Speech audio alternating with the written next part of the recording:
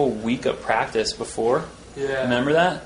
It was like super long. And I was just, how did that like affect you, or was it hard to kind of stay focused for that long? I was really, really annoyed by that. I mean, because every competition that we've been doing where you'd show up and it'd be 2 days of practice and then you do the event. And this, you show up and you go through processing, you do all these things. And honestly, I had too much practice. It was just like, it came to the point where if you know you've got it so many times, like you show up every day and you're on it, like it was almost kind of, felt like it was going to jinx it for the actual day. And so what I did was I purposely would go up and have like a bad day. Or like, I don't know, it always felt like, you know how you have a really bad day and you know that the next day is going to be awesome. Or if you have a really amazing day, you know that the next day is going to be, you're going to be a little off. And so I ended up taking a day off and then going up and having a really bad day.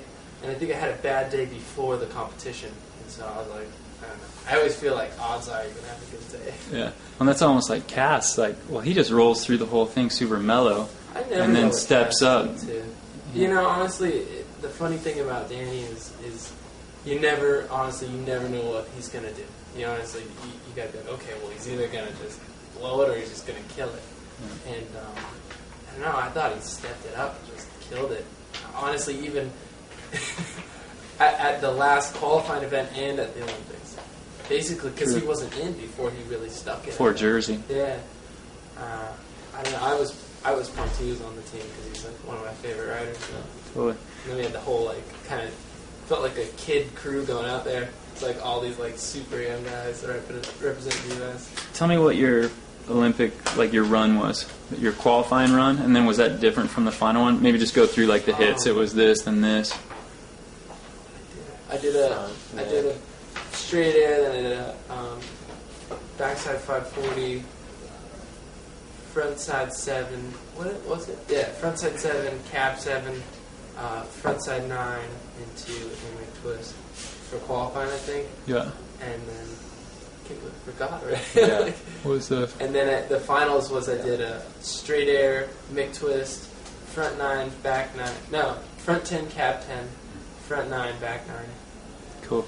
And then what happened on that first qualifying run when you bailed, or you kind of just sat, right? Like you didn't. Yeah, like, I don't know.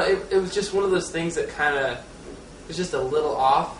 And for me, I was so relaxed at the time that I didn't really take into account that, like, I don't know. It was either that I wasn't focused enough, or I was kind of overwhelmed that we were at the Olympics. It kind of hit me right when I was dropping in, and it just kind of slipped away from me. And I just thought, no big deal, whatever. I got another run, and then all of a sudden, everybody's just staring at me, and the cameras are everywhere, and everybody's trying to get interviews about how I'm gonna barely make it into the finals if I do, and then at that point, it just really hit me. I was just like, you've had a winning streak all the way up to the Olympics, and then you're going to get here and blow it. And I wasn't even afraid that I was going to mess up in my run. I was afraid that there's going to be something wrong with the half pipe, because I had to wait 2 hours. It wasn't just like right away. You watch TV, it's all, and Sean's back up for the start. And honestly, I had to wait 2 hours before my next round. So you're standing, you're getting cold, your legs are getting tired. And then I dropped in and just did what I had to do, but it was so nerve-wracking that just, I didn't want to be like such the loser, like the favorite going into it, don't even make it to finals. That was a moment I remember, like, where it was like, yeah, what happened? like, it was just like, like, where it was like, yeah. How can, like, you know, the favorite guy or the best guy might not even be in it? Yeah. Like, people were, it was like this moment of just shock and kind of like... Dude, my dad's just pacing. My mom's so nervous, she's like almost going to throw up. Like, everybody was freaking out, and I mean, I don't know, in my head I was fine until all that kind of happened. Yeah.